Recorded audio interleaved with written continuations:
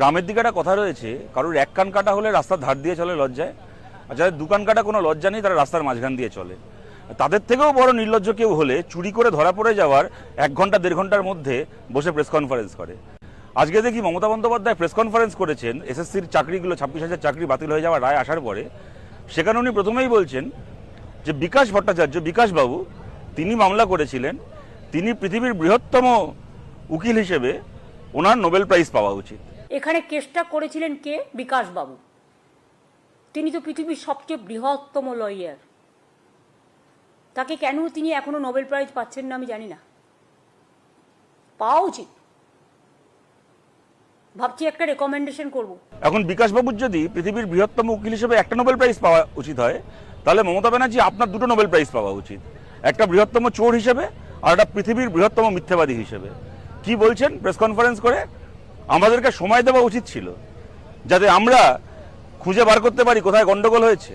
Even আরেকটা কথা, আপনারা যাদের টেন্টেড বলে দিচ্ছেন, আমাদের কাছে তো কোনো ডকুমেন্ট নেই, কারণ আমাদের যদি স্টাডি করতে দিত আমরা নয় খুঁজে বের করতে পারতাম। আত্মরক্ষার জন্যও তো একটা সুযোগ দেওয়া উচিত। এতগুলো টিচারের ভবিষ্যৎ ভুলে যাবেন না। এরা সবাই স্কুলে পড়ায়, স্কুলগুলোর কি হবে? 2016 এসএসসি 2025 এপ্রিলে এসে রায় আসছে। 9 বছর পরে আপনারা এখন নতুন করে সময় চাই। কোন সময়টা না আপনারা পেয়েছেন? হাইকোর্টে বছরের পর বছর মামলা চলেছে। বারবার করে হাইকোর্ট আপনাদের কাছে চেয়েছে সেগ্রিগেটেড লিস্ট, বারবার করে জিজ্ঞেস করেছে এখানে চুরি করে কারা চাকরি পেয়েছে আর কাদের চাকরি স্বচ্ছ। আপনারা লিস্ট জমা দেননি।